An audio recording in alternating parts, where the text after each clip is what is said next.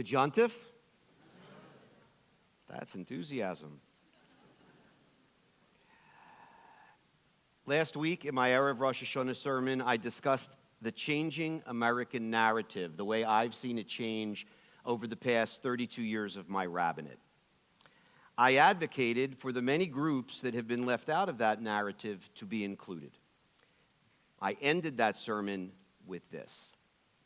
Even as I tell you that including diverse narratives in the American narrative is a good thing, that this is something long overdue, that even as I tell you that our country will be strengthened by it, I am left with a little pebble in my shoe, as it were, a question that irritates me. Is it good for the Jews? Come on Yom Kippur morning and you can hear the answer, I said then. Well, here we are. I'm not going to make you wait until the end of the sermon for the answer. It's not good for the Jews, at least not yet. And to understand the reasons, we need to look at the intersection of the American Jewish narrative that we have written for ourselves and the narrative that others are writing for us. Jews have created a particular narrative about American Jewish history.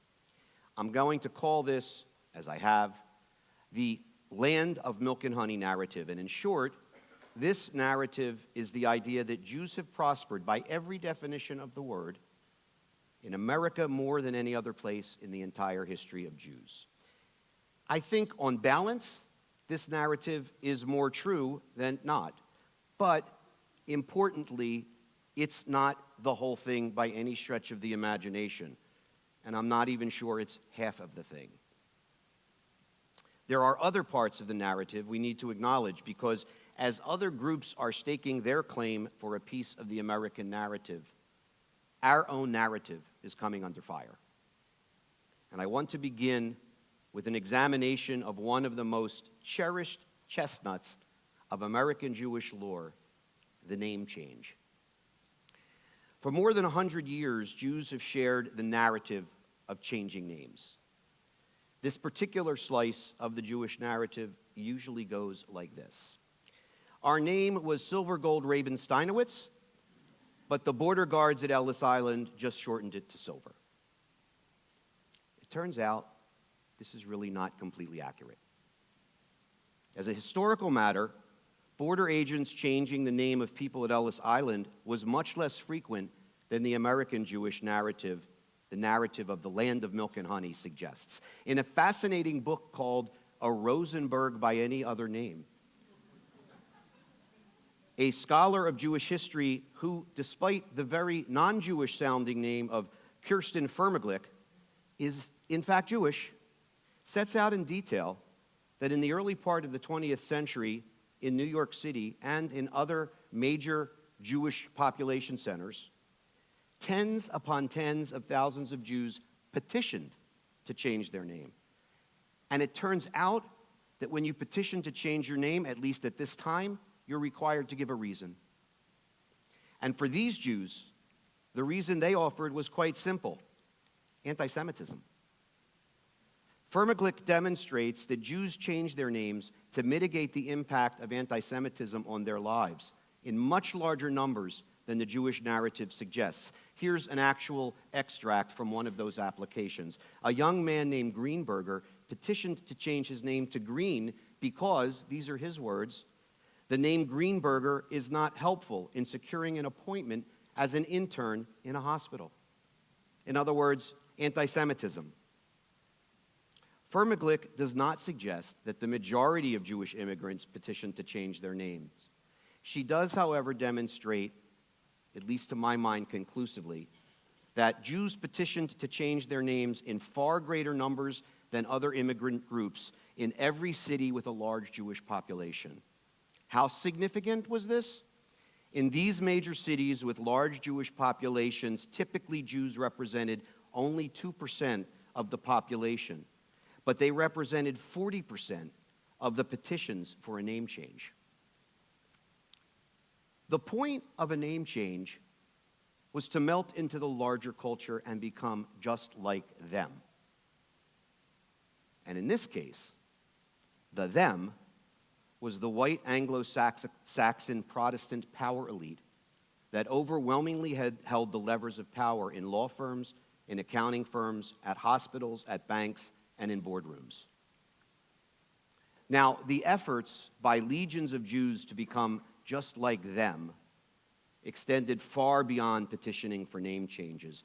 I am sure many people in this room are familiar with Neil Gabler's book, An Empire of Their Own, in which Gabler set forth the premise that the overwhelmingly Jewish founders of Hollywood wanted to create their version of the American dream, which aligned neatly with and helped define, in part, the white Anglo-Saxon Protestant narrative of America.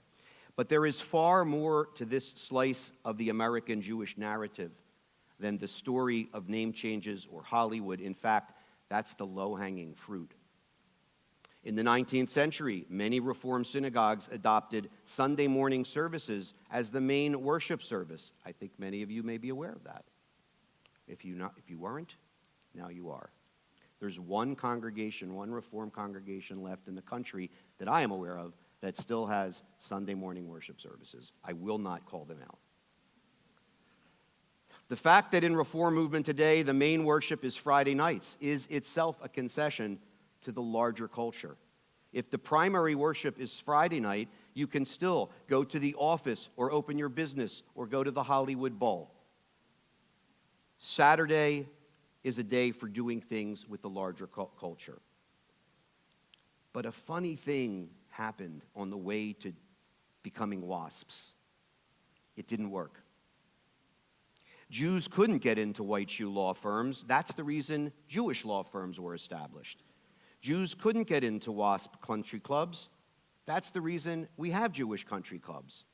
And Jewish doctors still could not receive credentials at hospitals. That's the reason we had Jewish hospitals. This is a much different narrative than the land of milk and honey narrative. This is a Jewish narrative that emphasizes the ongoing anti-Semitism Jews have confronted in America since its founding. This is a narrative that speaks to the millennia-old challenge of Jews in the diaspora. No matter how much we try, no matter what we do, no matter what economic and educational and social success we have, we are never really accepted. There's only one way in which the attempt by Jews to melt into white society has worked. In the world today of identity politics, everyone who isn't Jewish considers us part of the white Anglo-Saxon Protestant power structure. Those other groups, and it's virtually every group in America other than Jews, are writing the American Jewish narrative. They consider us part of the white Anglo-Saxon Protestant elite that has subjugated Black Americans, women, and other groups that have, in fact, historically been victims in the United States of America. And while every other group I've mentioned advocates for oppressed groups to write their own narratives, those very groups are writing the American Jewish narrative, and in doing so, writing Jews out of American history and perhaps America. There are hundreds of examples of this, and I've spoken about several of them from this pulpit over the past years. But you never have to wait too long for yet another anti-Semitic horror story to emerge, and so last week I altered this part of my sermon because I wanted to include the latest outrage, and I'm sure many of you have heard this by now. Student groups at the University of California's Berkeley School of Law have amended bylaws to prohibit any speakers that support Israel or Zionism. It's being called in the press Jewish free zones. Who are these groups? The women of Berkeley Law, the Asian Pacific American Law Students Association, the Middle Eastern and North African Law Students Association, law students of African descent, and the Queer Caucus. All of these groups now see Jews as part of the white Anglo-Saxon Protestant power elite that has oppressed women, blacks, Asians, and the LGBTQ plus community. And in doing so, they are literally whitewashing the American Jewish narrative, and in fact, the Jewish narrative throughout history. So while I am here in Los Angeles during Rosh Hashanah, advocating that Asians and African Americans and women and members of the LGBTQ plus community be included in the American narrative, those very same groups are up in Berkeley advocating that Jews be left out. And this isn't an isolated phenomenon. From the Women's March leadership to pride parades, and especially on campuses of our nation's finest universities, the American Jewish narrative being written by others casts us as part of the white Anglo-Saxon power structure, and it literally upends thousands of years of the lived Jewish experience. Rather than being seen as an oppressed people, we are seen as oppressors. And in doing so, this undermines the founding narrative of our people, a narrative that has been true for millennia. This narrative lumps us together with people who never accepted us and who actively discriminate against us to this very day. We Jews must reclaim our historical narrative in order to prevent erasure from history. So let me set forth my version of the American Jewish narrative and a few things we can do to reclaim it. We Jews are the Western world's original oppressed people. The narrative of oppression is the founding narrative of our people. We were slaves in Egypt and toiled under the oppression of Pharaoh. In fact, the oppression of our people, and our journey to freedom has been the aspirational goal of all people in the Western world. Jews and non-Jews alike have used the story of the Exodus as the paradigmatic narrative of freedom. There is nothing more central to the Jewish narrative than this. Remember that we were once slaves in Egypt. From the perspective of 2022, here in the United States, it's probably hard for many of us to see that we are still an oppressed people. We have made the mistake, a mistake we have made throughout our history, of thinking that economic success and some social acceptance is the same as throwing off the yoke of oppression. It is not. Jews have achieved significant economic success in many places, including some of the places most inhospitable to Jews, such as Iran, Germany, France, and Spain. No, Jews in America have been oppressed. We have been, and we continue to be, victims of discrimination. Two irreconcilable things can be true, and it's hard to get your head around this. Yes, America has been very good to the Jews. And yes, Jews face discrimination in America constantly, every year, every day, to this very moment. So the first step to reclaim our narrative is for us to embrace, so to speak, that we Jews are a people that have been oppressed over the course of thousands of years. We have been the victims of discrimination and prejudice for millennia. We need to know this, and we need to let other people know this as well. We need to let people know that we are not now, nor have we ever been, aligned with the oppressors. This is not to suggest, of course, that Jews never owned slaves or haven't mistreated their employees in Jewish-owned companies and so on. It is to suggest, however, that we do not now, nor have we ever, controlled any part of any institution that systematically discriminates against anyone. We don't have that power. Are there groups in this country that have been the victims of systematic racism and oppression? Yes. Have the instruments of that racism been led by Jews? No. We Jews have not used our lived historical experience as an oppressed people to oppress other people. We Jews have used our lived experience as an oppressed people to fight on behalf of all oppressed people. This is our narrative.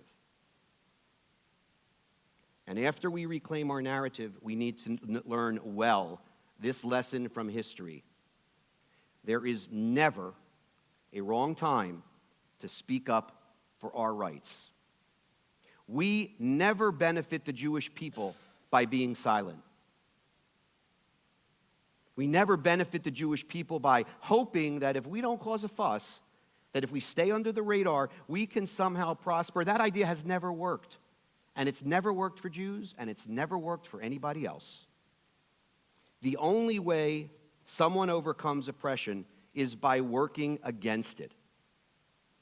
Are many American universities becoming hostile environments for Jews? Yes. But the answer isn't to send our children to other universities, because trust me, the virus of Jew hatred will reach wherever they wind up. No. The answer is to prepare our children so that when they go to college, they can assert their rights with our support. We can't be afraid to advocate for ourselves in every possible situation. We are. How many people do you know, maybe not at my age, but younger, who are afraid to ask for a Jewish holiday off? A lot. How many people, students at the universities in California, are afraid to ask for a day off or acknowledge that their university actually starts on Rosh Hashanah or Yom Kippur? Our people know well that silence has never worked. We may have some very difficult choices to make. We need to let leaders of groups know that if your group embraces Jew hatred or is simply silent when its own members embrace Jew hatred, we will not stand for it. What exactly does this mean? Here's one specific example. If you are a partner in a law firm, for example, and you're interviewing a student from Berkeley Law, and you see that she or he was part of one of these groups involved in Jew-free zones, don't hire that person. And advocate that your firm shouldn't either. Your firm would never hire a person who was involved in a similar group that had a black-free zone or a woman-free zone. We as a Jewish community need to let the leadership of every community know we cannot support your organization if you're also associating with groups that discriminate against Jews. We can support your cause, but we can't support your organization. We can't gloss over these things anymore. There's too much at stake. And when you think it's not a minor issue, just do what I just did. Just substitute another minority group for Jew and decide how you would act. Not only do we need to advocate for ourselves among non-Jews, we need to advocate for ourselves among Jews as well.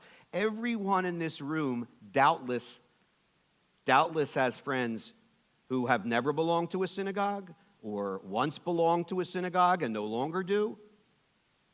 Here's what you need to tell them. The main reason to belong to a synagogue is to support and show solidarity with the Jewish people, with our people. I don't want to hear that someone doesn't belong to a synagogue because they're not religious or they don't have kids in religious school or because they're atheists. Belonging to a synagogue in the year 2022 is an act of solidarity with the Jewish people. How do I know this? Because when Jewish people are frightened, the first place they turn to is the synagogue. When Jewish people, even the unaffiliated, need to feel connected because of what's happening in the world, they come to the synagogue. And when your friends ask you why you belong to a synagogue when you don't have school-age children, tell them this. I belong because history teaches me that in the end, only Jews protect Jews. Is the changing American narrative good for the Jews? Not unless we change our own narrative to this. We Jews have been an oppressed people for millennia. We continue to be an oppressed people. Has America been good to us? Absolutely. Have we been good to America? Absolutely. However, we Jews have been oppressed and discriminated against right here in America since the day and even before the day America was founded, and we remain an oppressed people at this very moment. We are not the oppressors. We are the oppressed. And here in America, we have used our history of oppression to work for the freedom and equality of every American. And if we have done that, as we have, that necessarily must include Jews. This is the authentic American Jewish narrative. Good Yontif.